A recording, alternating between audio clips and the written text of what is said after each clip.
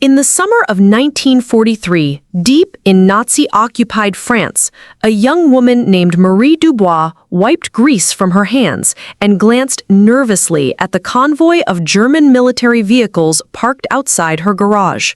To the occupying forces, she was nothing more than a local mechanic, a convenient necessity they tolerated because their precious war machines needed constant maintenance. What they didn't know was that Marie had been systematically sabotaging every vehicle that passed through her shop, conducting one of the most audacious and successful resistance operations of World War II. Before we jump back in, tell us where you're tuning in from, and if this story touches you, make sure you're subscribed, because tomorrow I've saved something extra special for you. Marie's story begins not with grand declarations of resistance, but with the quiet determination of a 24-year-old woman who refused to let her occupied homeland surrender without a fight. Born in the small town of Clermont-Ferrand in 1919, Marie had grown up in her father's automotive repair shop, learning the intricate mechanics of engines, transmissions, and electrical systems long before most women were even allowed near such machinery. Her father, Henri Dubois, had been a mechanic during the First World War, and he passed down not only his technical expertise, but also his deep love for France and his fierce independence. When the German Wehrmacht rolled through Clermont-Ferrand in June 1940, Marie watched from her shop window as tanks and armored vehicles dominated the streets she had known since childhood. The occupation forces quickly identified the Dubois garage as an essential service. After all, their military vehicles required constant maintenance, and local mechanics were far more convenient than shipping damaged equipment back to Germany. What seemed like a stroke of luck for Marie's business would soon become the perfect cover for her resistance activities. The transformation of Marie from simple mechanic to saboteur didn't happen overnight. For the first few months of occupation, she performed legitimate repairs, studying the German vehicles with the careful eye of someone who understood that knowledge would be her greatest weapon. She memorized the specifications of every truck, tank, and staff car that entered her garage. She learned their weaknesses, their pressure points, and most importantly, she discovered how to disable them in ways that wouldn't be immediately apparent. The German officers who frequented her shop saw exactly what they expected to see: a young French woman, competent with tools, but presumably harmless. They spoke freely in front of her, assuming she didn't understand German, a mistake that would prove costly. Marie had studied German in school and had been practicing in secret, building her vocabulary by listening to their conversations about troop movements, supply routes, and military priorities. Every casual comment became intelligence that she would later pass along to the growing resistance network in the region. Her first act of sabotage was almost accidental. In September 1940, while repairing a German staff car, she noticed that a small adjustment to the oil circulation system would cause the engine to seize up after several hours of operation. The beauty of this particular form of sabotage was its delayed effect. The car would function normally when it left her shop, only to break down miles away, potentially at a crucial moment. When the car was towed back to her garage 3 days later, she expressed appropriate concern and confusion, suggesting that perhaps the engine had been stressed by military use. The success of that first sabotage operation convinced Marie that she could do far more damage than she had initially imagined. But she also realized that she needed to be methodical and careful. Random acts of sabotage might be satisfying, but they wouldn't significantly impact the German war effort. What she needed was a systematic approach that would maximize damage while minimizing suspicion. Marie began keeping detailed records of every German vehicle that came through her shop. She noted the unit markings, the types of missions they appeared to be used for, and most importantly, their maintenance schedules. She discovered that certain vehicles were part of supply convoys that ran regular routes between German strongholds, while others were used for patrol duties or special operations. By prioritizing her sabotage efforts, she could ensure that her actions would have the maximum possible impact on German operations in her region. The technical aspects of her sabotage work required incredible creativity and precision. Marie developed a repertoire of techniques that could disable vehicles in different ways and at different times. Sometimes she would file down brake pads so they would fail during emergency stops. Other times, she would introduce metal shavings into oil systems, causing gradual but inevitable engine damage. Her most sophisticated technique involved tampering with electrical systems in ways that would cause vehicles to lose power at unpredictable moments. One of Marie's greatest advantages was her gender. The German military's deeply ingrained sexism meant that they simply couldn't conceive of a woman being capable of sophisticated technical sabotage. When vehicles broke down, they blamed mechanical stress, poor road conditions, or inferior French materials, never suspecting that their trusted mechanic was deliberately destroying their equipment. This blind spot would prove to be one of the Wehrmacht's most costly oversights in occupied France. As 1940 turned into 1941, Marie's sabotage operations began to attract attention from the emerging French resistance. A local resistance cell, operating under the codename Blackbird Network, had been monitoring German vehicle breakdowns in the region and had begun to suspect that something more than bad luck was causing the unusual number of mechanical failures. When they approached Marie through a carefully orchestrated series of intermediaries, she was ready to expand her operations significantly. The contact with the Blackbird Network marked a crucial turning point in Marie's evolution from solo saboteur to key resistance operative. The network's leader, a former French army captain named Jean-Claude Moreau, had been tracking patterns of German vehicle failures across the region and had concluded that someone with intimate knowledge of automotive systems was conducting systematic sabotage. When Marie was finally approached in late 1941, she had already disabled over 30 German vehicles, but her connection to organized resistance would allow her to amplify her impact exponentially. Jean-Claude's first meeting with Marie took place in the back room of a bakery owned by another resistance member.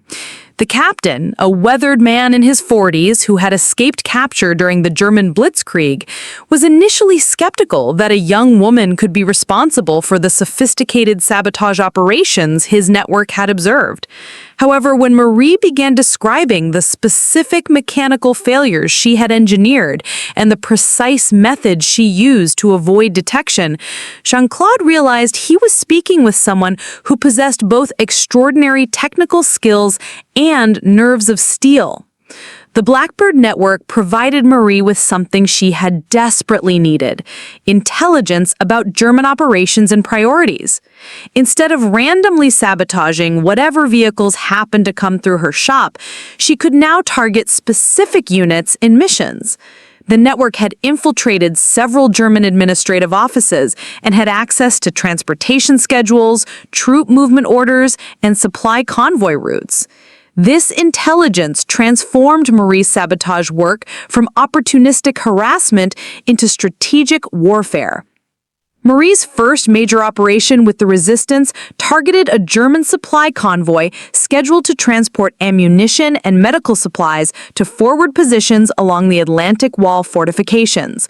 The network had learned that the convoy would consist of 12 trucks, all of which would require routine maintenance at Marie's garage before departing. This presented an unprecedented opportunity to strike a significant blow against German logistics in the region. The operation required weeks of careful planning and preparation. Marie worked with Jean-Claude to develop a sabotage schedule that would ensure maximum disruption while maintaining her cover. Rather than disabling all 12 trucks simultaneously, which would certainly raise suspicions, she planned a series of cascading failures that would unfold over several days. The first trucks would break down shortly after leaving town, while others would fail progressively as the convoy attempted to reach its destination. Marie's sabotage techniques for the convoy operation demonstrated her growing sophistication as a resistance operative. For the lead vehicles, she installed small radio transmitters provided by the network that would allow resistance fighters to track the convoy's exact location. These same vehicles received relatively minor sabotage that would cause delays but not complete breakdowns, ensuring that the convoy would proceed predictably along its planned route. The middle vehicles in the convoy received more serious sabotage designed to cause catastrophic failures at calculated intervals.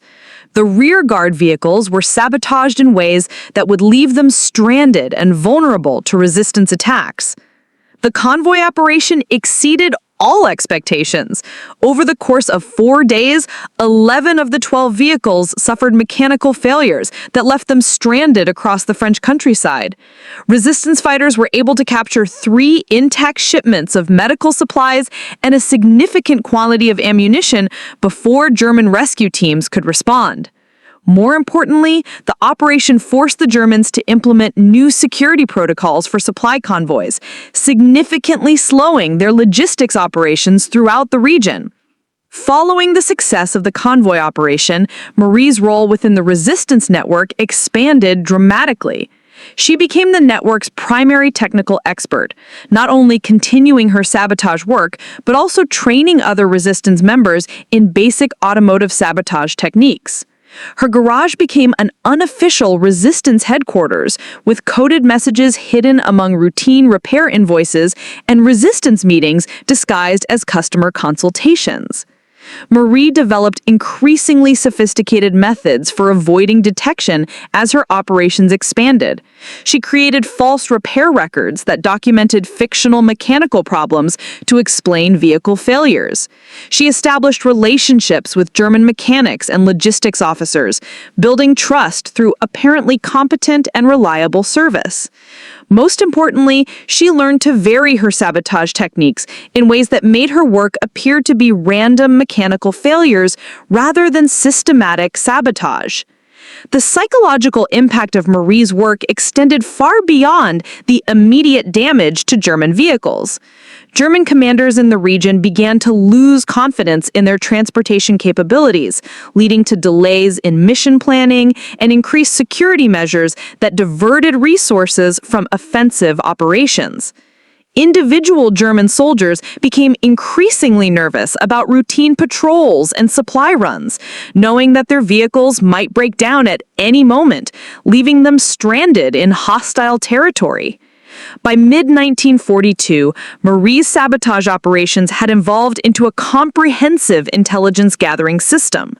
Her position as the region's primary automotive mechanic gave her access to German vehicle modifications, new equipment deployments, and operational patterns that proved invaluable to resistance planning.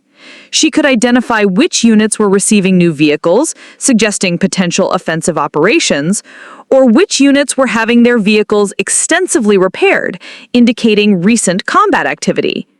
The technical challenges of maintaining her sabotage operations while avoiding detection required constant innovation. Marie developed new methods for introducing delayed failures, created tools for accessing hard-to-reach vehicle systems, and established supply chains for obtaining the materials needed for her operations. She even learned to salvage useful components from sabotaged vehicles, selling them back to the Germans as refurbished parts, while keeping the most valuable items for resistance use. Perhaps most remarkably, Marie maintained the psychological balance necessary to continue her dangerous work day after day.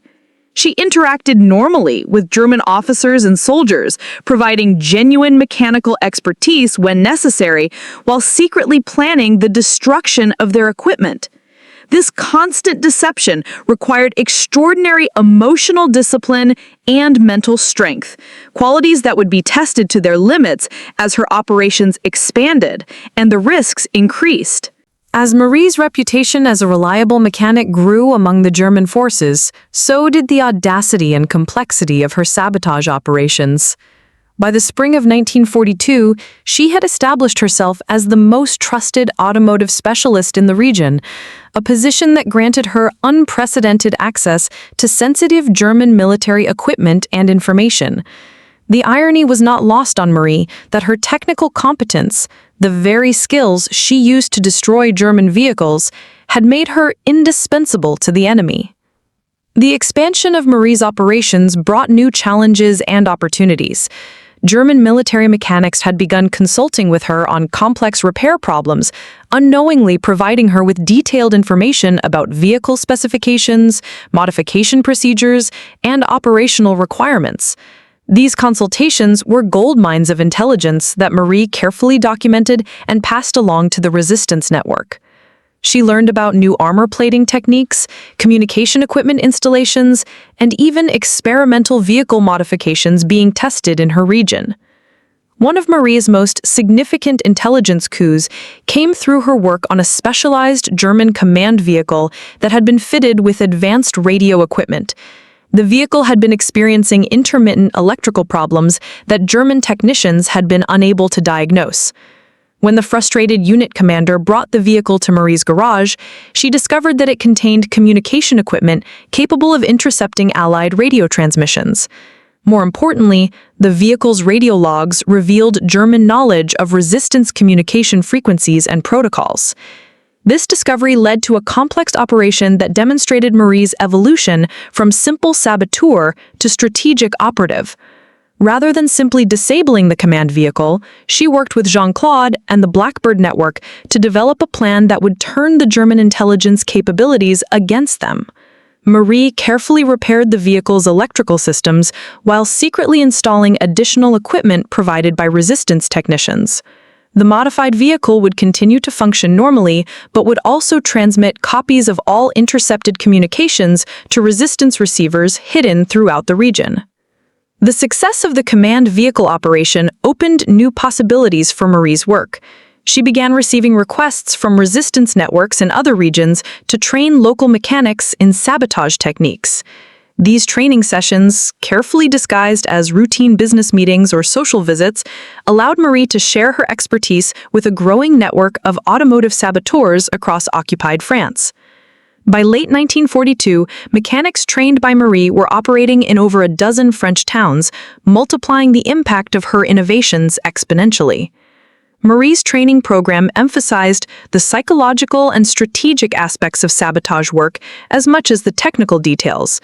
She taught her students how to build trust with German personnel, how to create convincing explanations for mechanical failures, and how to balance sabotage activities with legitimate repair work.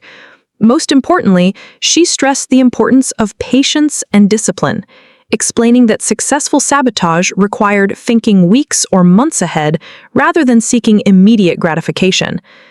The technical sophistication of Marie's sabotage work continued to evolve throughout 1942. She developed new methods for creating time-delayed failures that could be precisely calibrated to occur at specific moments or under particular conditions. One of her most innovative techniques involved installing modified components that would function normally until exposed to specific combinations of temperature, vibration, or electrical load, conditions that could be predicted based on planned vehicle usage patterns. Marie's most ambitious sabotage project began in late 1942 when intelligence sources revealed that a German panzer division was being repositioned to her region as part of preparations for defending against the anticipated Allied invasion of Western Europe. The arrival of heavily armored vehicles presented both an opportunity and a challenge. Tanks and armored personnel carriers offered high-value targets, but also required more sophisticated sabotage techniques than the trucks and staff cars that had been Marie's primary focus. Working with resistance engineers and former French military personnel, Marie developed specialized techniques for sabotaging armored vehicles. These methods required access to vehicle interiors and extended periods of unsupervised work time, both of which were difficult to achieve without raising suspicions. Marie solved these problems by establishing secondary workshops in abandoned buildings and rural locations where resistance members could work on captured or temporarily diverted vehicles without fear of observation. The Panzer sabotage operations required unprecedented coordination between multiple resistance cells. Marie's technical expertise had to be combined with intelligence gathering, logistics support, and security operations involving dozens of resistance fighters across the region. The complexity of these operations tested the limits of what could be accomplished by part-time resistance fighters operating with limited resources and constant threat of discovery. Marie's personal life became increasingly subordinated to her resistance activities. The constant stress of maintaining her cover while conducting sabotage operations took a significant psychological toll. She had to end her relationship with a local teacher who had been asking too many questions about her work schedule and the unusual number of customers who visited her garage at odd hours. The isolation was difficult, but Marie understood that personal relationships could become security vulnerabilities that might compromise not only her own safety, but the entire resistance network. The success of Marie's operations inevitably attracted unwanted attention from German security services. By early 1943, Gestapo investigators had begun conducting systematic reviews of mechanical failures affecting German military vehicles in the region. While Marie's careful techniques had prevented them from identifying sabotage in individual cases, the statistical pattern of failures was beginning to suggest systematic interference with German transportation capabilities. Marie and the resistance network recognized that their window of opportunity was beginning to close. The increasing security scrutiny meant that future operations would be significantly more dangerous and difficult to execute. However, intelligence reports suggested that German forces were preparing for a major operational shift that would present targets too valuable to ignore. Marie would need to decide whether to reduce her activities to protect her cover or to undertake one final decisive operation that would strike a devastating blow against German capabilities while risking everything she had worked to build. The decision to undertake what would become known within the resistance as Operation Mechanical Storm came in March 1943 when intelligence sources revealed that German forces were preparing for a massive redeployment in response to increasing Allied pressure in North Africa and the growing threat of invasion from Britain. The operation would involve the coordinated sabotage of 15 high-priority German vehicles over the course of a single week, representing the largest and most ambitious sabotage campaign Marie had ever attempted. The target list for Operation Mechanical Storm read like a catalog of German military priorities in occupied France. It included 3 command vehicles equipped with the latest communication equipment, 4 fuel trucks carrying aviation gasoline for Luftwaffe operations, 2 armored personnel carriers assigned to SS units conducting anti-resistance operations, 3 supply trucks carrying medical equipment and ammunition to Atlantic Wall fortifications, 2 staff cars used by high-ranking German officers, and 1 experimental tank equipped with new armor plating, being tested for potential deployment against Allied forces. The intelligence gathering phase for Operation Mechanical Storm required weeks of careful observation and coordination. Marie worked with resistance members embedded in German administrative offices to obtain detailed information about vehicle maintenance schedules, operational assignments, and security protocols. She needed to know not only which vehicles to target, but exactly when they would be accessible for sabotage and how their failures could be timed to achieve maximum strategic impact. Marie's approach to Operation Mechanical Storm demonstrated her evolution from skilled technician to strategic mastermind. Rather than simply disabling vehicles randomly, she developed a comprehensive plan that would create cascading failures designed to disrupt German operations across multiple fronts simultaneously. The command vehicles would be sabotaged to fail during crucial communication windows. The fuel trucks would experience problems while en route to critical supply runs. And the armored vehicles would become unreliable precisely when German forces needed them the most for security operations. The technical challenges of sabotaging 15 vehicles within a single week while maintaining operational security required unprecedented innovation and coordination. Marie couldn't simply work on all the vehicles herself without arousing suspicion, so she coordinated with resistance mechanics in neighboring towns to share the workload. Each mechanic would handle specific vehicles according to a carefully choreographed schedule that would make the subsequent failures appear to be coincidental rather than coordinated. Marie's sabotage techniques for Operation Mechanical Storm incorporated lessons learned from over 2 years of successful operations. She had developed methods for creating failures that would appear to be the result of manufacturing defects, material fatigue, or operational stress rather than deliberate sabotage. These techniques required precise timing and extensive knowledge of vehicle specifications, but they offered the crucial advantage of being virtually undetectable, even under careful post-failure analysis. The psychological preparation for Operation Mechanical Storm was as important as the technical planning. Marie understood that the scale and coordination required for the operation would inevitably attract intensive German investigation afterward. She and her resistance colleagues developed detailed cover stories, false documentation, and emergency evacuation plans that would be activated if their involvement was discovered. Every participant in the operation had to be prepared for the possibility that this would be their final resistance mission. Preparing and narrating this story took us a lot of time, so if you are enjoying it, subscribe to our channel. It means a lot to us. Now, back to the story. The execution phase of Operation Mechanical Storm began on April 15, 1943, when Marie worked on the first target vehicle, a German command car used by a Wehrmacht colonel responsible for coordinating anti-resistance operations in the region. The sabotage technique she employed was one of her most sophisticated, a modification to the vehicle's electrical system that would cause complete power failure when the radio equipment was operated at maximum power output. This would ensure that the vehicle would fail precisely when communication capabilities were most crucial. Working on the command car required Marie to maintain her normal demeanor while secretly installing components that would destroy the vehicle she was supposedly repairing. The German driver waited in her office, occasionally checking on her progress and making casual conversation about the weather and local conditions. Marie's ability to appear calm and professional while conducting sabotage under direct observation demonstrated the extraordinary mental discipline she had developed over years of resistance work. The second target vehicle presented different challenges.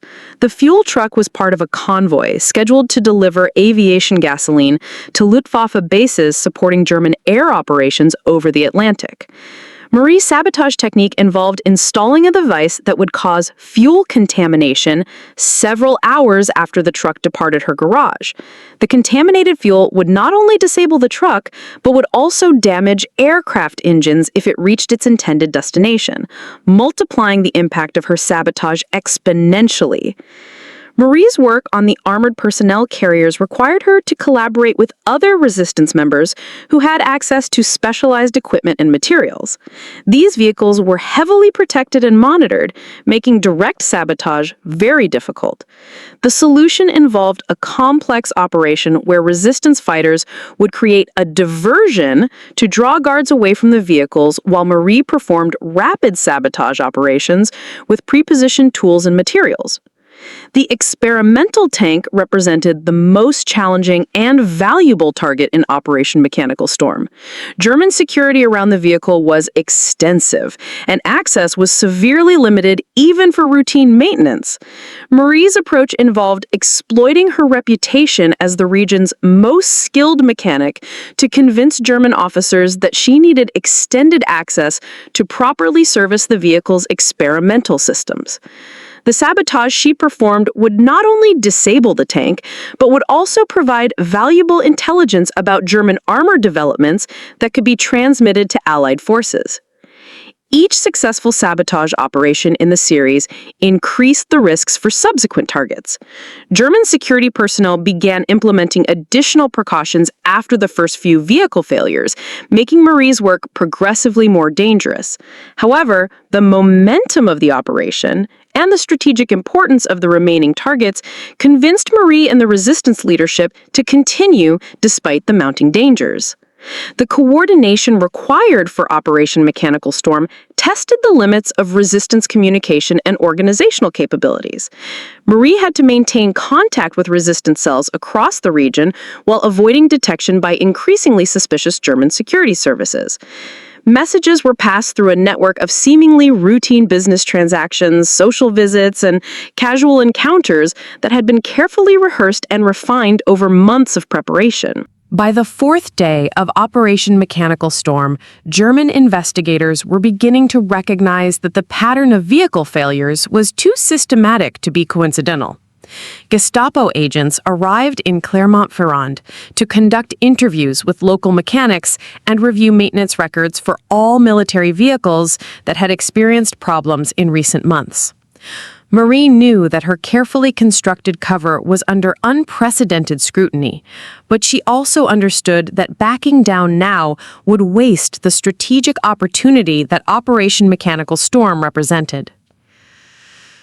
The pressure of operating under direct German surveillance required Marie to modify her techniques and procedures.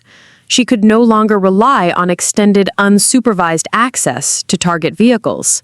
So she developed rapid sabotage methods that could be executed during routine maintenance procedures while German personnel observed her work. These techniques required split-second timing and absolute precision, as any unusual action might be noticed and investigated by increasingly suspicious German personnel. Marie's sabotage of the sixth target vehicle, one of the fuel trucks carrying aviation gasoline, took place under the direct observation of a German sergeant who had been specifically assigned to monitor all maintenance work on critical vehicles. Marie performed the sabotage by appearing to clean fuel system components while actually installing a device that would cause fuel contamination during transport. The sergeant watched carefully, but saw only routine maintenance procedures performed by a competent mechanic, working efficiently under pressure. The success of the fuel truck sabotage demonstrated Marie's ability to adapt to changing operational conditions. However, it also highlighted the increasing risks associated with continuing the operation. German security measures were becoming more sophisticated with each passing day, and Marie realized that her luck could not hold indefinitely. The remaining 9 target vehicles would require even more careful planning and flawless execution to avoid detection and capture. The 7th target vehicle presented unique challenges that tested Marie's technical creativity. The staff car was used by a high-ranking SS officer who had become increasingly paranoid about security following the recent pattern of vehicle failures. The car was inspected before and after every maintenance session, and German mechanics were present to observe all work performed on the vehicle. Marie's solution involved sabotage techniques that would not become apparent until days after the maintenance work was completed, using delayed action methods that she had perfected over months of experimentation.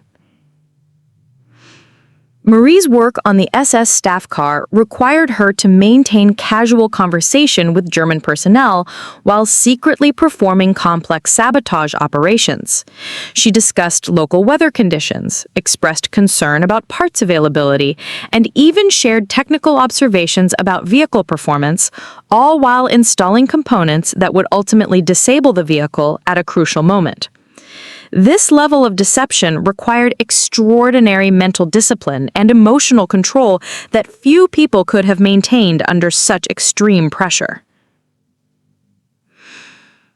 The 8th target vehicle was one of the supply trucks carrying medical equipment and ammunition to Atlantic Wall fortifications.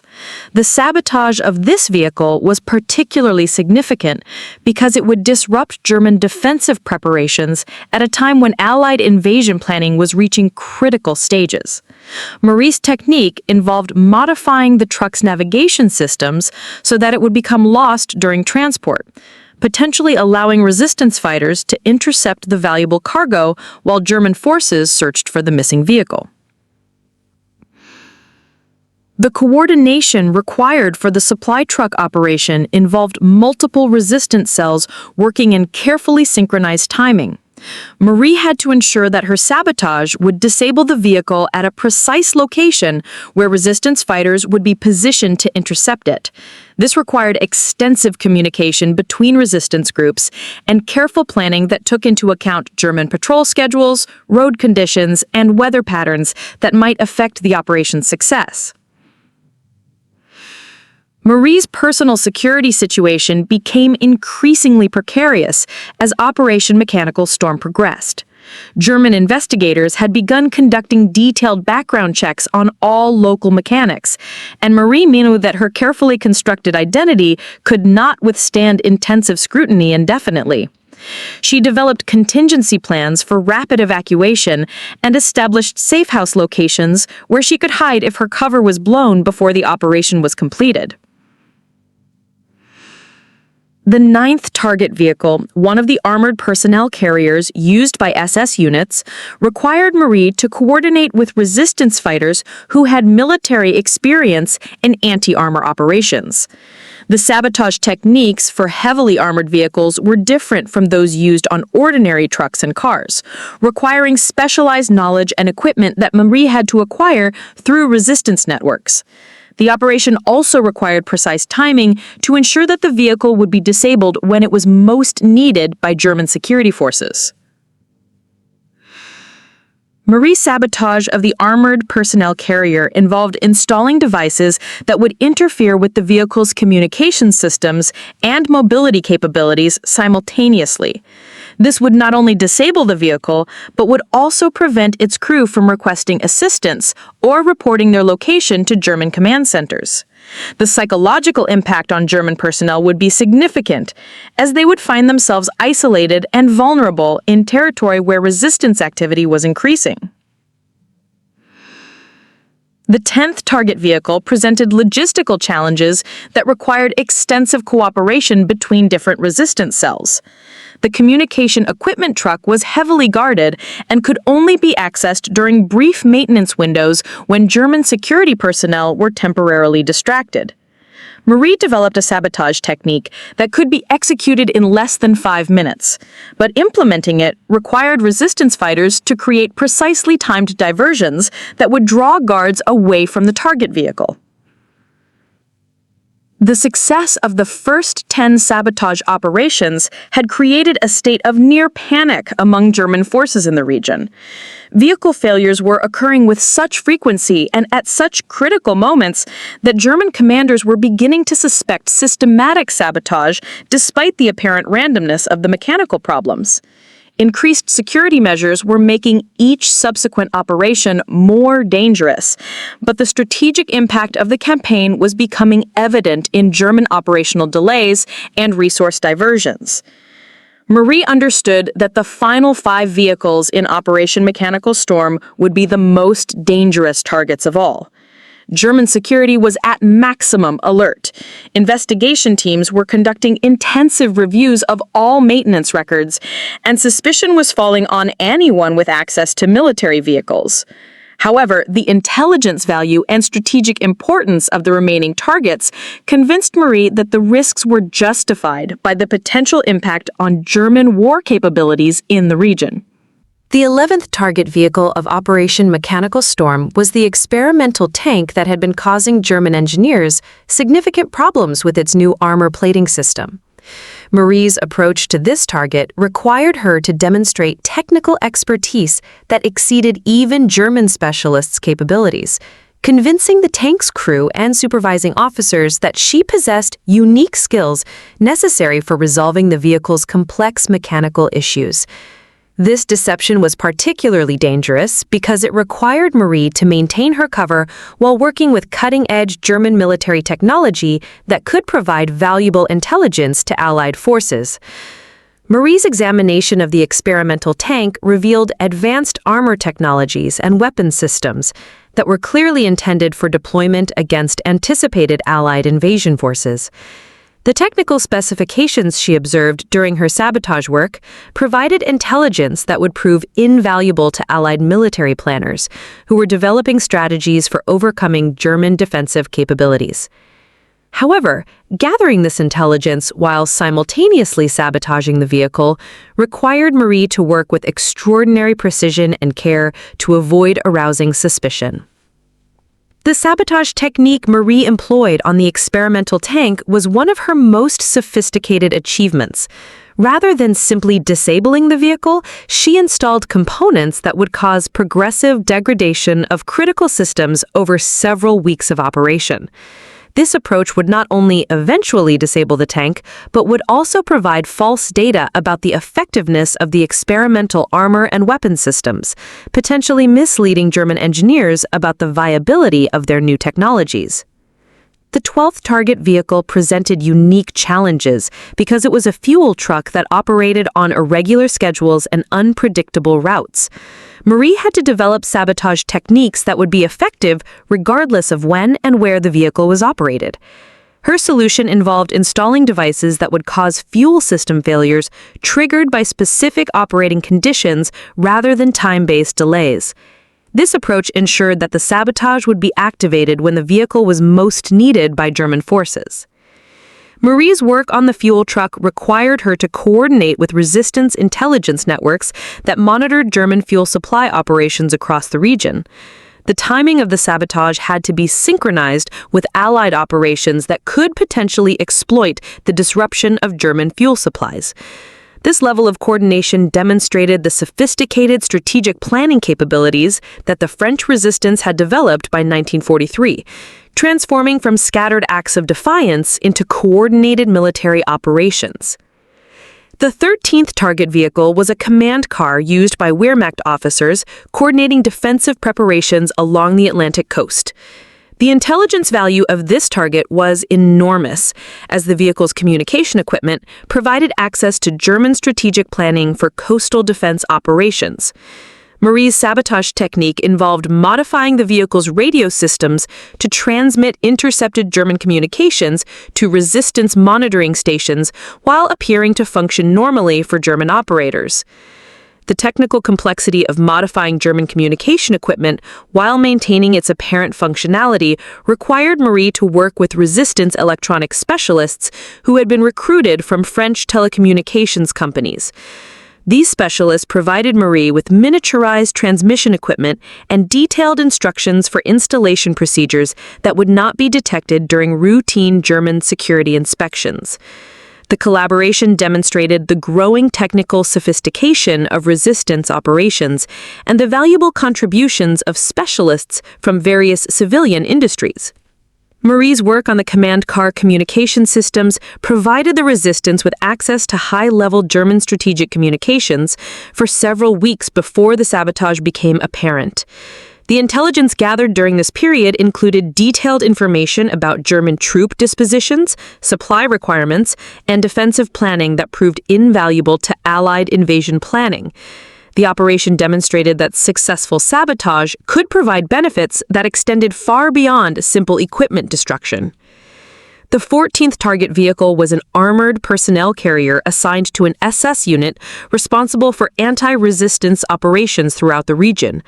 This target was particularly significant because disabling it would directly reduce German capabilities for conducting operations against Marie's own resistance network. However, it was also one of the most dangerous targets because SS personnel were more security conscious and suspicious than regular Wehrmacht forces. Marie's approach to the SS armored personnel carrier required her to exploit the arrogance and impatience of SS officers who demanded immediate solutions to mechanical problems. She convinced the unit commander that the vehicle's problems required specialized repair techniques that could only be performed with extended access to the vehicle's internal systems. This deception allowed Marie to install sabotage devices that would disable multiple vehicle systems simultaneously, creating failures that would be difficult to diagnose and repair. The sabotage of the SS armored personnel carrier had immediate tactical benefits for resistance operations in the region. The disabled vehicle left an SS unit stranded during a planned sweep operation against suspected resistance safe houses, allowing resistance fighters to evacuate to alternate locations before German forces could reorganize their operations. The incident demonstrated the direct connection between Marie's sabotage work and the operational security of resistance fighters throughout the region. The 15th and final target vehicle of Operation Mechanical Storm was a supply truck carrying communication equipment and spare parts to German signal units responsible for intercepting Allied communications. The destruction of this shipment would not only deprive German forces of critical equipment, but would also reduce their ability to monitor resistance communications and Allied operational planning. Marie understood that this final operation would complete one of the most successful sabotage campaigns conducted by the French resistance during the entire war. Marie's sabotage of the final target vehicle incorporated techniques and lessons learned from all 14 previous operations in the campaign. She installed multiple sabotage devices using different triggering mechanisms to ensure that the vehicle would be completely disabled regardless of specific operational conditions. The redundant sabotage systems also created the appearance of multiple, unrelated mechanical failures that would be difficult for German investigators to trace to deliberate sabotage. The completion of Operation Mechanical Storm represented the culmination of Marie's development from individual saboteur to strategic resistance operative. Over the course of 1 week, she had successfully sabotaged 15 high-priority German military vehicles, disrupted German operations across fronts, and provided valuable intelligence to Allied forces. However, the success of the operation also meant that Marie's cover was now under intense scrutiny from German security services, who were determined to identify and capture the saboteur responsible for their losses. The aftermath of Operation Mechanical Storm transformed the security situation in Clermont-Ferrand dramatically. Within days of the final vehicle failure, German security forces had implemented martial law procedures throughout the region. Gestapo investigators arrived with specialized technical teams, mechanical engineers, and counterintelligence specialists whose mission was to identify and eliminate the saboteur responsible for what they now recognized as a coordinated campaign against German military capabilities. Marie understood that her survival depended on maintaining absolute normalcy while operating under the most intense scrutiny she had ever faced. German investigators were conducting detailed examinations of every vehicle that had failed during Operation Mechanical Storm, searching for evidence of sabotage techniques and attempting to identify common factors that might lead them to the perpetrator. Marie's careful planning and sophisticated sabotage methods had made detection difficult, but she knew that intensive technical analysis might eventually reveal patterns that could implicate her. The German investigation focused initially on identifying the technical methods used in the sabotage operations. Teams of engineers and mechanics examined the failed vehicles using techniques that were advanced for their time, including metallurgical analysis of damaged components and electrical system testing that might reveal unauthorized modifications. Marie had anticipated this level of technical investigation and had designed her sabotage methods to withstand such scrutiny, but she remained nervous about the possibility that some trace evidence might have survived her careful cleanup procedures. Marie's strategy for surviving the investigation involved a combination of misdirection, false evidence, and careful performance of her normal duties. She continued to operate her garage exactly as she had before Operation Mechanical Storm, accepting new German vehicles for routine maintenance and performing genuine repairs with the same competence and professionalism that had established her reputation. This consistency was crucial for maintaining her cover, as any change in her behavior or capabilities might attract unwanted attention from investigators. The The psychological pressure of operating under intensive surveillance tested Marie's mental resilience to its limits. She had to appear calm and cooperative while knowing that German investigators were specifically looking for someone with exactly her skills and access. Every conversation with German personnel became a potential interrogation, and every technical question about vehicle problems could be a test of her knowledge and reactions. Marie's ability to maintain her composure under these conditions demonstrated the extraordinary psychological strength she had developed over years of resistance work. German counterintelligence operations extended beyond technical investigation to include surveillance of local mechanics and monitoring of community relationships that might reveal resistance connections. Marie had to be careful not only about her own actions, but also about any contact with known or suspected resistance members. The network that had been so crucial to the success of Operation Mechanical Storm now became a potential security liability that could expose Marie if any member was captured and interrogated. Marie's relationship with the Blackbird network became necessarily more distant and careful during this period. Communications were reduced to absolute essentials, and meetings were eliminated entirely to avoid creating surveillance opportunities for German investigators. This isolation was psychologically difficult for Marie, who had come to depend on the support and guidance of her resistance colleagues, but it was necessary for protecting both her cover and the safety of other network members. The German investigation began to focus on local mechanics after technical analysis revealed that the sabotage operations required sophisticated automotive knowledge and specialized tools. Marie's garage was visited by investigators multiple times, but her reputation for competence and cooperation worked in her favor. German officers who had previously worked with Marie vouched for her reliability and professionalism, providing inadvertent protection against more intensive scrutiny. Marie's handling of the German investigation demonstrated her evolution into a master of deception and psychological manipulation. She expressed appropriate concern about the vehicle failures and offered helpful suggestions about potential causes and solutions. She even provided technical insights that assisted German engineers in understanding how the sabotage had been accomplished, carefully steering their conclusions away from methods she had actually used, while appearing to be cooperative and knowledgeable. The intelligence value of Marie's position during the investigation was enormous. Her conversations with German technical specialists provided detailed information about their investigative capabilities, security procedures, and suspicions about resistance activities. This intelligence was carefully documented and transmitted to other resistance networks, helping them adapt their operations to avoid detection using similar techniques. Marie's sabotage work necessarily decreased during the investigation period, but she continued to gather intelligence and conduct limited operations when opportunities presented themselves. Her reduced activity was actually beneficial for her cover, as investigators were looking for someone who had been conducting intensive sabotage operations, not someone whose work had apparently decreased following the implementation of enhanced security measures. The German investigation eventually reached conclusions that were both accurate and misleading. Investigators correctly determined that the sabotage operations had been conducted by someone with expert automotive knowledge and access to German vehicles, but they incorrectly concluded that the perpetrator was probably a former French military mechanic working with a large resistance cell. This misunderstanding led them to focus their search on male resistance suspects with military backgrounds, inadvertently protecting Marie's from more intensive scrutiny. The investigation also revealed to German forces the extent of their security vulnerabilities regarding vehicle maintenance and transportation.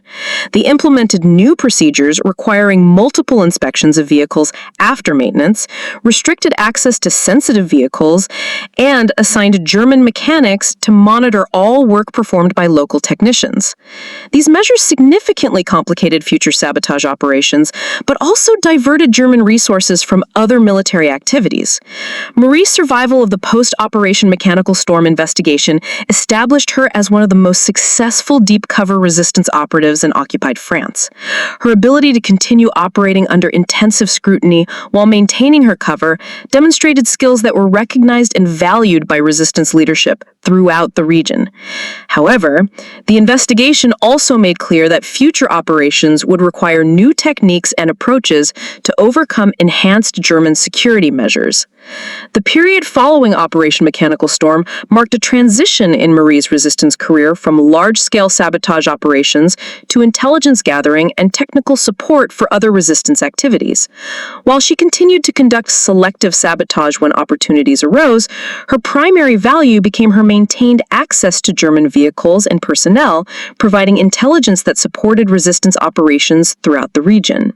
By late 1943, the strategic situation in occupied France was changing rapidly as Allied forces gained momentum in multiple theaters and German defensive positions came under increasing pressure. Marie's intelligence gathering had revealed that German forces in her region were receiving orders to prepare for potential Allied invasion scenarios, leading to significant changes in vehicle deployment patterns, communication procedures, and security protocols that affected her sabotage opportunities and methods. The German response to Operation Mechanical Storm had created new challenges but also new opportunities for Marie's resistance work. Enhanced security measures around vehicle maintenance had made traditional sabotage more difficult, but they had also concentrated German attention on protecting existing vehicles rather than maintaining operational flexibility. This shift in German priorities created vulnerabilities that Marie could exploit using modified techniques adapted to the new security environment. Marie's approach to sabotage work evolved to emphasize precision and selectivity over quantity during this period. Rather than attempting to disable multiple vehicles simultaneously, she focused on identifying and targeting specific vehicles whose destruction would have maximum strategic impact. This approach required more sophisticated intelligence gathering and careful timing, but it offered the advantage of reducing her exposure to German security measures while maintaining significant operational impact. The development of new sabotage techniques required Marie to work with resistance engineers and former military personnel who could provide specialized knowledge about German equipment and operational procedures.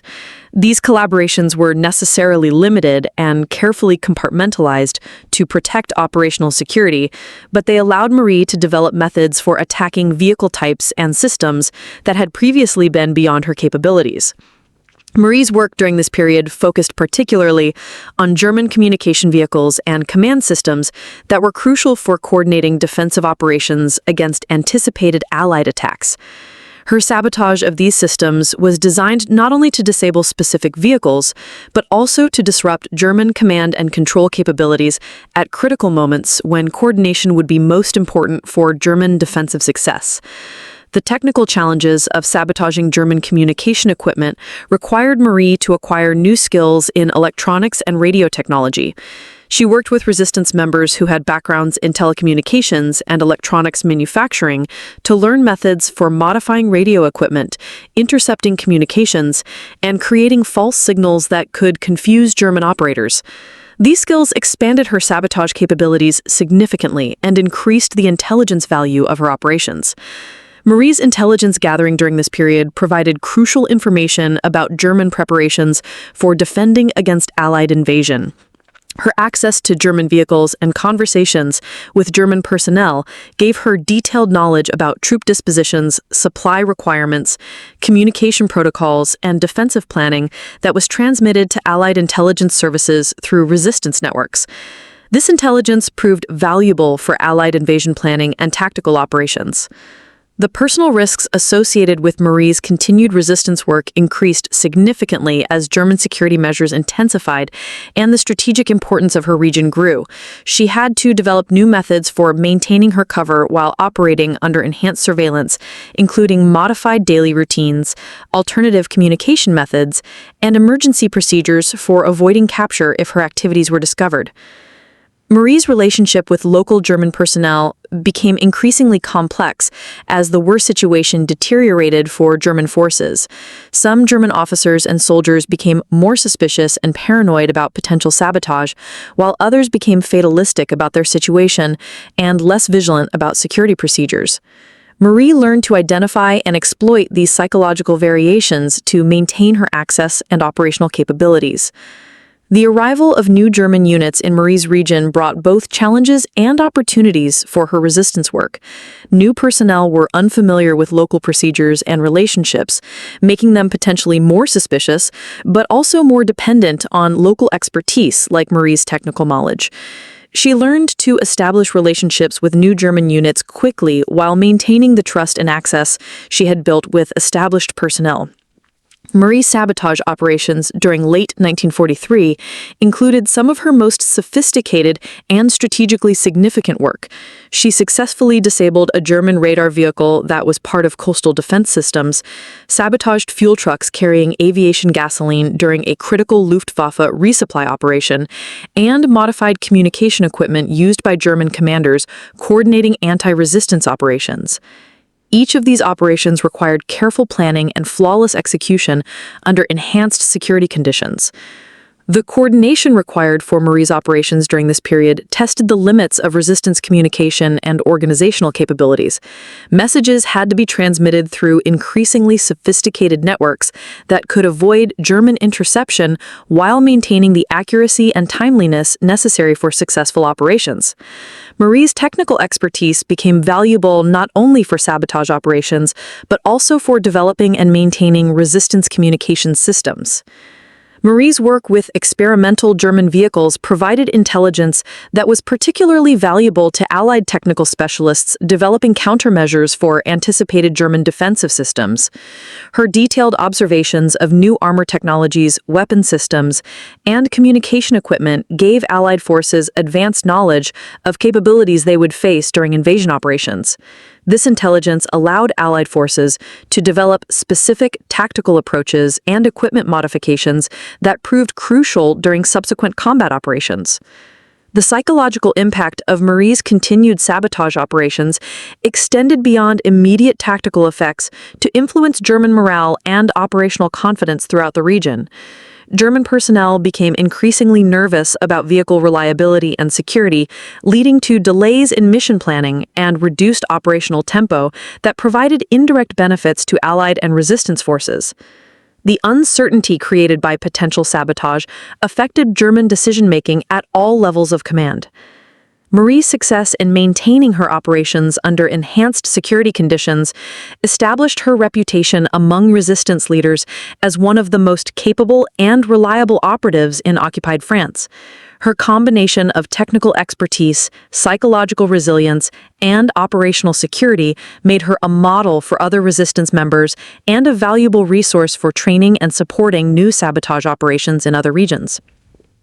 The intelligence networks that supported Marie's operations grew increasingly sophisticated during this period, developing capabilities for rapid information gathering, secure communication, and coordinated planning that approached professional military standards. Marie's technical expertise and operational experience made her a key contributor to these network capabilities, providing training and guidance that enhanced the effectiveness of resistance operations throughout the region. By early 1944, Marie's sabotage and intelligence operations had evolved into comprehensive support for Allied invasion planning. Her work provided not only immediate tactical benefits through vehicle sabotage, but strategic intelligence that influenced Allied operational planning and resource allocation.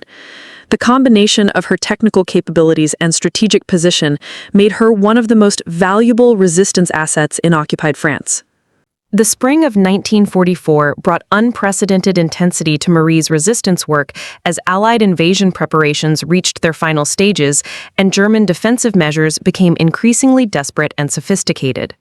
Intelligence reports indicated that German forces were expecting Allied attacks imminently, leading to massive reorganization of defensive positions and transportation systems that created both opportunities and dangers for Marie's ongoing sabotage operations. Marie's intelligence gathering during this crucial period provided Allied forces with detailed information about German defensive preparations that proved invaluable for invasion planning. Her access to German vehicle maintenance records, conversation with German personnel, and observations of equipment deployments gave Allied intelligence services real-time information about German capabilities, positions, and operational plans that could not be obtained through other sources. The German implementation of new security protocols for vehicle maintenance created significant challenges for Marie's sabotage operations. All vehicles now required multiple inspections by German personnel before and after maintenance work, and German mechanics were assigned to observe all work performed by local technicians. Marie had to develop new sabotage techniques that could be executed under direct observation while appearing to be routine maintenance procedures. Marie's adaptation to enhanced German security measures demonstrated her extraordinary technical creativity and psychological resilience. She developed methods for performing sabotage using standard maintenance tools and procedures that German observers would not recognize as suspicious. These techniques required split-second timing and absolute precision, as any unusual action might be noticed and investigated by increasingly paranoid German security personnel. The strategic importance of Marie's work was recognized by Allied intelligence services, who began providing her with specialized equipment and technical support through resistance networks. This support included miniaturized sabotage devices, advanced communication equipment, and detailed intelligence about German vehicle specifications that enhanced her operational capabilities significantly. However, the increased support also brought increased risks if German forces discovered evidence of Allied involvement in her operations. Marie's sabotage work during the pre-invasion period focused particularly on German transportation and communication systems that would be crucial for coordinating defensive responses to Allied attacks.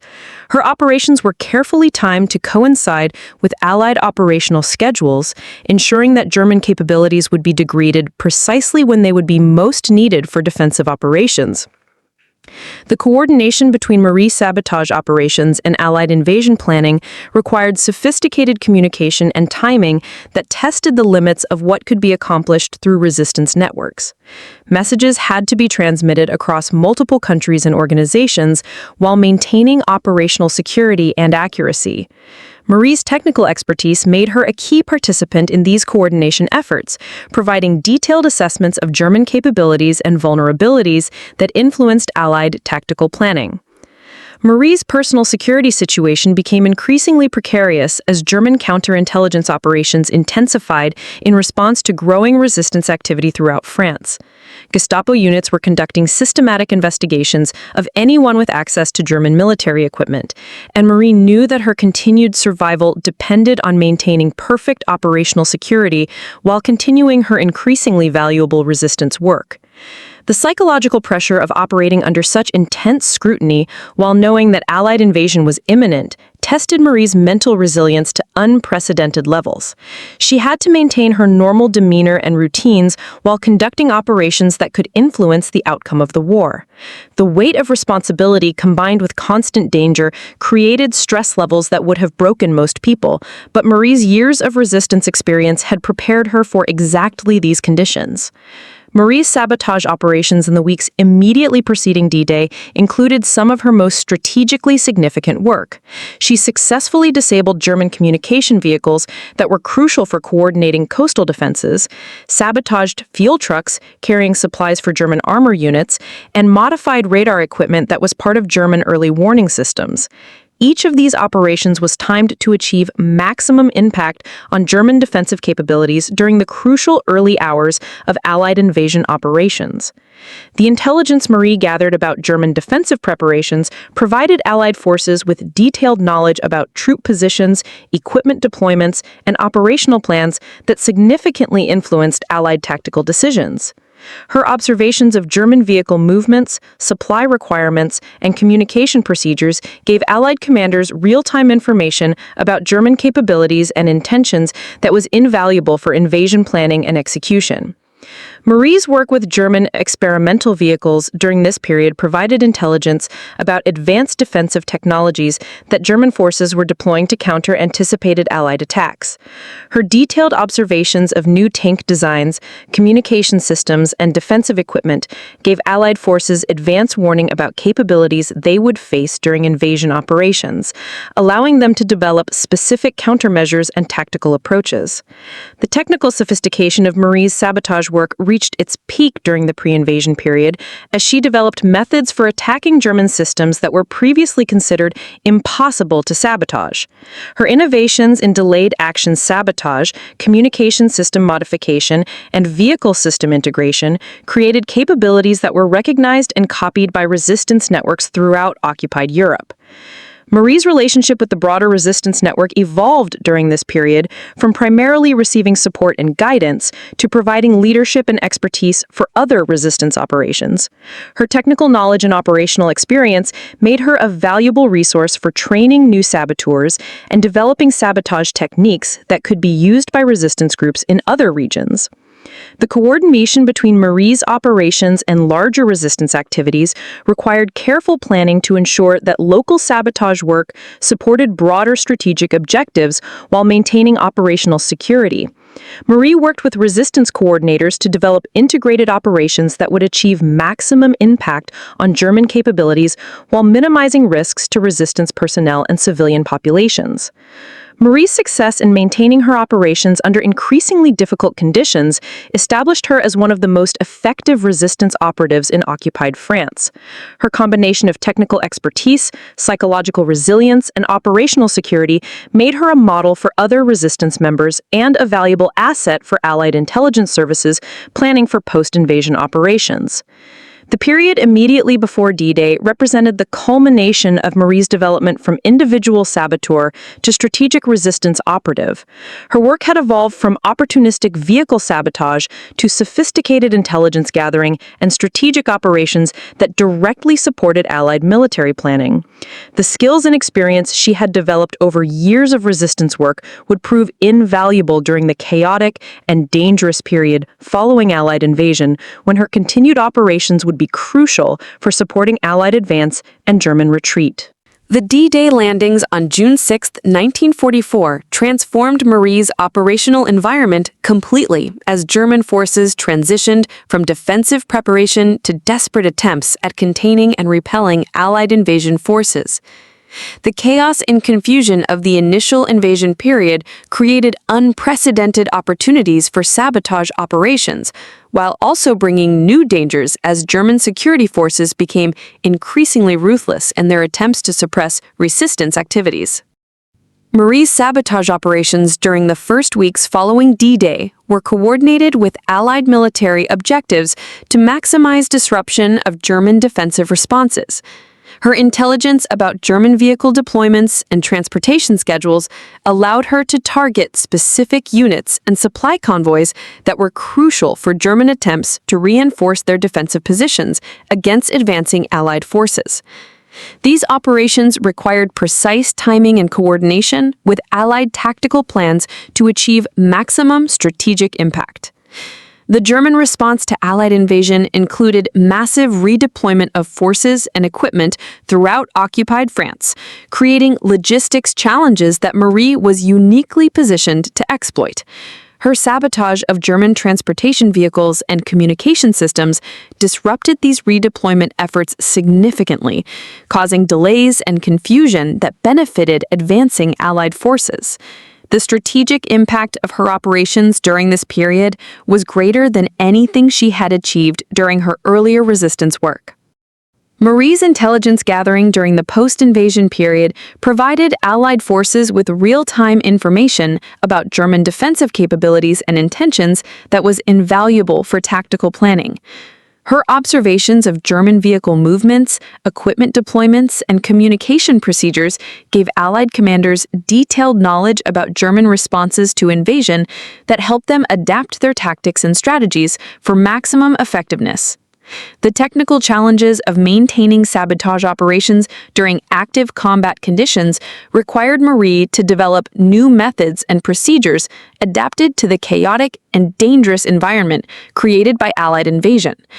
German security measures became increasingly desperate and violent, while Allied air attacks and artillery bombardments created additional hazards that complicated her work significantly. Marie's ability to adapt to these conditions demonstrated the extraordinary flexibility and resilience she had developed over years of resistance experience. Marie's coordination with advancing Allied forces required sophisticated communication and identification procedures to avoid being mistaken for German personnel or civilian refugees. Resistance networks had developed protocols for establishing contact with Allied units and providing intelligence support for their operations. Marie's technical expertise and detailed knowledge of German capabilities made her particularly valuable for supporting Allied tactical operations and equipment evaluation. The German retreat from Marie's region created opportunities for recovering sabotaged vehicles and equipment that provided valuable intelligence about the effectiveness of her sabotage techniques. Allied technical specialists were able to examine Marie's work in detail, documenting her methods and innovations for potential use in future operations. This technical evaluation confirmed that Marie's sabotage techniques were among the most sophisticated and effective developed by resistance forces during the war. Marie's work during the liberation period included supporting Allied efforts to capture intact German equipment and documentation that could provide intelligence about German technical capabilities and operational procedures. Her knowledge of German vehicle modifications and communication systems was invaluable for helping Allied forces identify and preserve equipment that had intelligence value for future operations against remaining German forces. The psychological impact of liberation on Marie was complex and difficult. After years of operating under constant danger and maintaining elaborate deceptions, the sudden change to working openly with Allied forces required significant psychological adjustment. The stress and trauma of her resistance work had been suppressed during the operational period, but began to surface as the immediate dangers decreased and she had time to process her experiences. Marie's recognition by Allied intelligence services and resistance organizations established her reputation as one of the most successful sabotage operatives of World War II. Her technical innovations, operational security, and strategic impact had set new standards for resistance operations and provided models that were studied and copied by intelligence services and resistance organizations worldwide. Her work demonstrated the potential for individual operatives to achieve strategic impact through technical expertise and careful planning. The documentation of Marie's sabotage techniques and operational methods became an important resource for post-war intelligence services and military organizations developing sabotage capabilities for potential future conflicts. Her innovations in delayed action sabotage, communication system modification, and operational security provided blueprints for operations that influenced sabotage doctrine and training for decades following the war. Marie's transition from resistance operative to civilian life required significant support and adjustment as she attempted to process the trauma and stress of years of dangerous clandestine work. The psychological impact of constant deception, life-threatening danger, and the responsibility for operations that affected the outcome of the war had created mental and emotional challenges that required time and professional support to address. The strategic assessment of Marie's resistance work confirmed that her sabotage operations had achieved significant impact on German military capabilities throughout occupied France. Her destruction of over 100 German vehicles, disruption of communication systems, and intelligence gathering had contributed meaningfully to Allied success during invasion and liberation operations. The coordination between her work and broader strategic objectives demonstrated the potential for resistance operations to support conventional military campaigns effectively. Marie's post-war recognition included official acknowledgement by French, British, and American governments for her contributions to Allied victory. She received multiple decorations and commendations recognizing her courage, technical expertise, and strategic impact during the resistance period. However, Marie remained modest about her achievements, emphasizing the collaborative nature of resistance work and the contributions of many other individuals who had supported her operations. The legacy of Marie's resistance work extended beyond her immediate tactical and strategic achievements to influence post-war understanding of the potential for technical specialists to contribute to military operations through sabotage and intelligence gathering. Her story became a model for demonstrating how individual expertise and determination could achieve significant impact even under extremely difficult and dangerous conditions. Marie's experience provided valuable lessons about the importance of technical knowledge, operational security, and psychological resilience for successful clandestine operations. Her ability to maintain her cover while conducting sophisticated sabotage operations under intense scrutiny demonstrated principles that became foundational for intelligence and special operations training in the post-war period. The final chapter of Marie Dubois' extraordinary wartime story began in the autumn of 1944, as Allied forces consolidated their gains across liberated France and German resistance collapsed throughout the region. Marie's transition from clandestine saboteur to recognized war hero marked the end of one of the most successful individual resistance operations of World War II, but it also began a new chapter in her life that would be defined by the lasting impact of her wartime experiences and contributions. Marie's post-liberation debriefing with Allied intelligence services revealed the full scope of her sabotage achievements for the first time.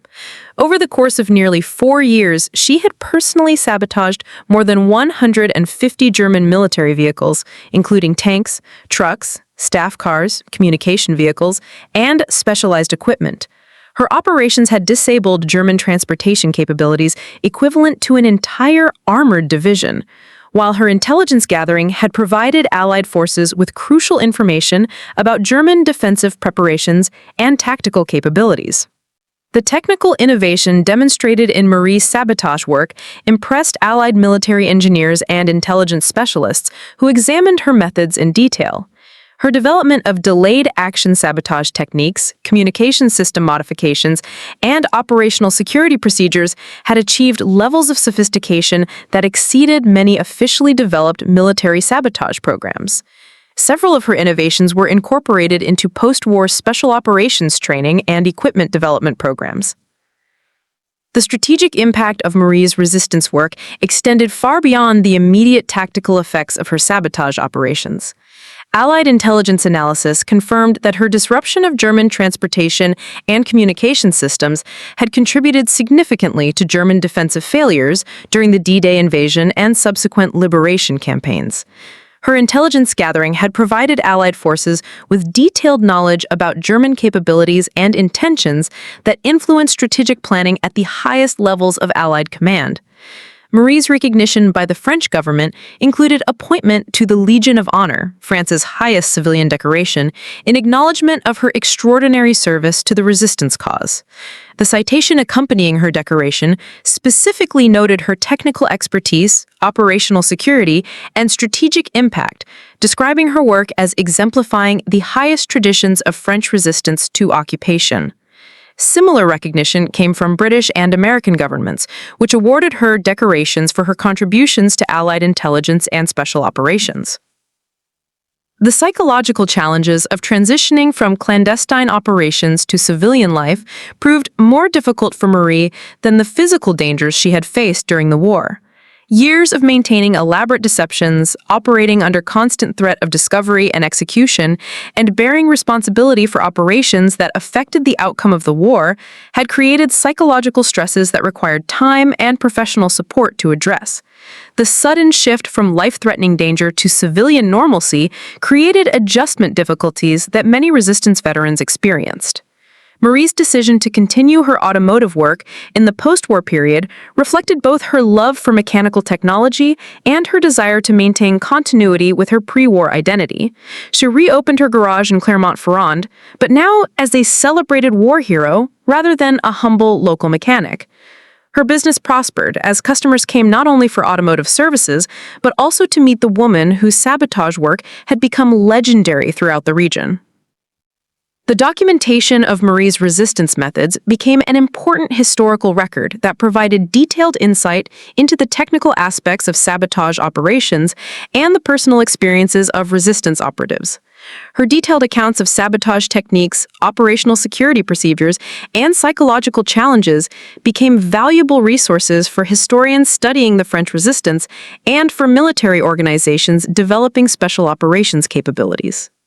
Marie's influence on post-war automotive technology was significant, as her innovations in vehicle modification and system integration found applications in civilian automotive development. Several of the techniques she had developed for accessing and modifying vehicle systems were adapted for legitimate automotive repair and customization purposes. Her expertise in electrical systems and communication equipment also contributed to the development of early automotive electronics and radio systems. The broader impact of Marie's story extended beyond her technical achievements to influence social attitudes about women's capabilities in technical and military fields. Her demonstration that a woman could achieve strategic military impact through technical expertise and operational courage challenged conventional assumptions about gender roles and capabilities that had persisted throughout the war period. Her story became an inspiration for women entering technical fields in the post-war era. Marie's later life was marked by continued involvement in veterans organizations and historical preservation efforts focused on documenting and commemorating French resistance activities.